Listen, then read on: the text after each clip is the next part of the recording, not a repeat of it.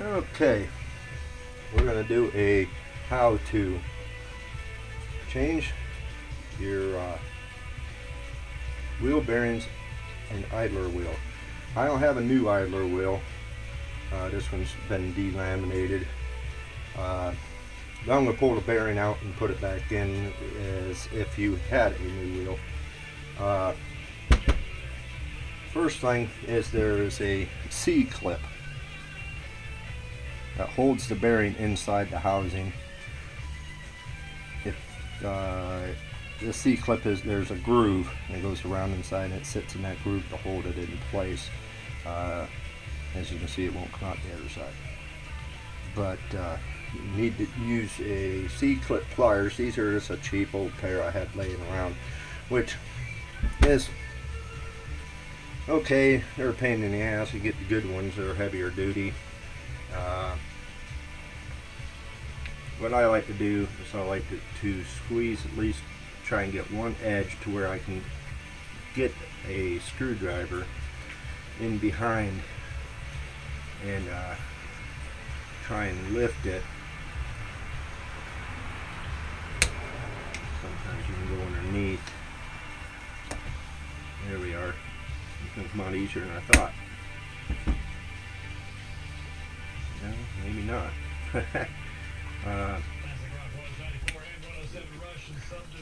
If you have to, you try and get one edge. There we are. They usually just pop right out. Sometimes you got to take a pair of needle nose or another screwdriver and try and work its way around to get it to come completely out. What I like to do is to get this, the bearing won't come out on its own. It's pressed in.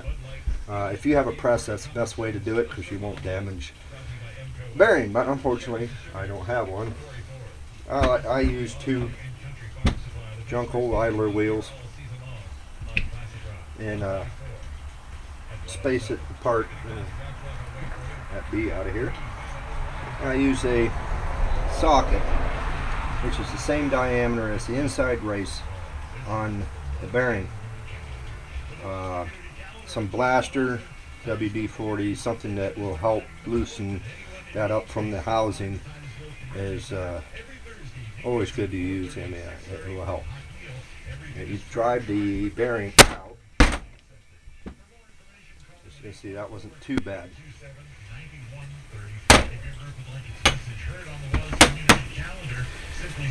And the way to take care of this, there is a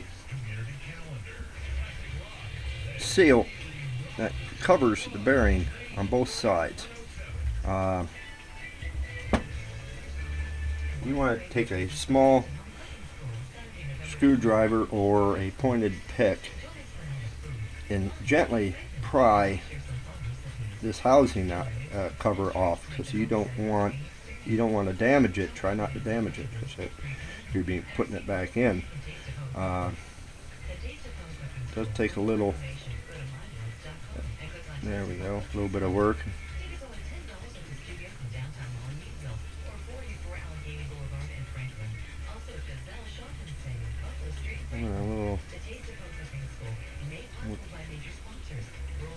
There we are.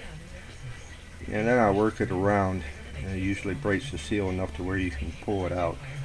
As you can see, this bearing's been pre-greased. It's been greased before.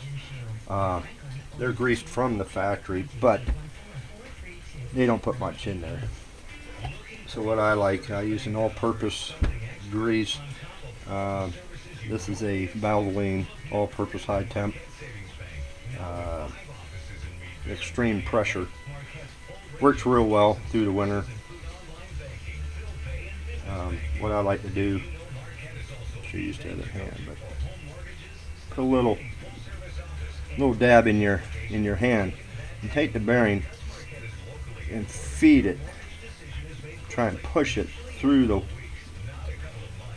ball bearings to the other side.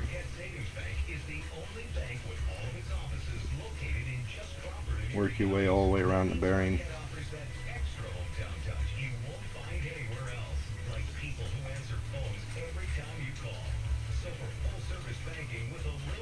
You know what I like to do is take it and give it a spin. That'll get the ball bearings to draw it through and get a better coverage.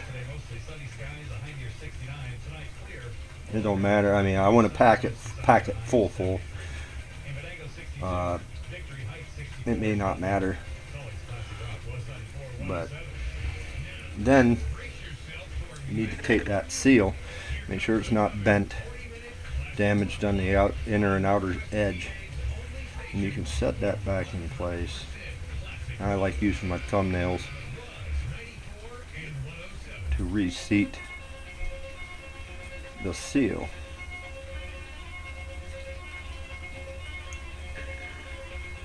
Give her a cleaning.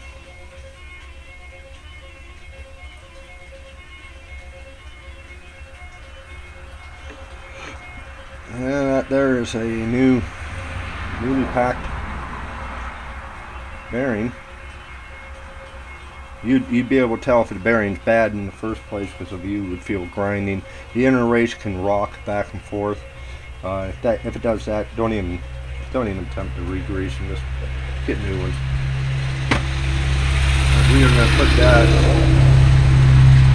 back in, and the way I like to do it, I have a socket that will seat same diameter as the outer race of the bearing. Like I said prior, you don't want to hit that seal because then you're going to damage it and the bearing won't be no good. But let's get it seated. Try and get it in there as straight as possible. It don't look straight right now, but I'll persuade it.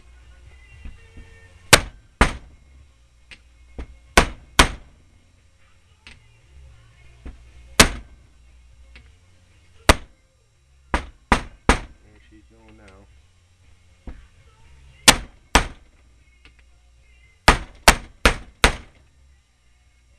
Going slowly this time. Might got some crud in there. I forgot that you should clean the inside of the wheel. And there she goes. Make sure she's seated against the back side of the wheel. You want to make sure that this groove is clear of debris. Should have done that prior. My mistake. I'll probably hear it from you guys, but make sure it's clean. No damage done to the seal. And reverse the process with your C-clip. C-clip has a rounded edge and a sharper edge. You can feel it with your fingers. This I've been noticing whenever I do change them that the sharp edge is downward. If any of you have a comment on that, I don't know which really is the correct way to put them back in. But, squeeze her together and put one edge. I don't know if you can see it with the camera. Usually put one edge into try and get it started into the groove, and then squeeze it together and coax it in place. I always like to make sure that it is seated in the groove. And usually with my small screwdriver you can reach down into that groove and you can feel if you can tuck that underneath that C-clip, it won't be in. If you have any issues if you think it's not all the way in, I usually take a hammer and a small screwdriver and just give it some love taps in 3 different areas on both ends of the C-clip and in the middle. Watch your seal though, you don't want to damage that either. But as you can see, this would be a new bearing and a new wheel if I had one. Ready for service.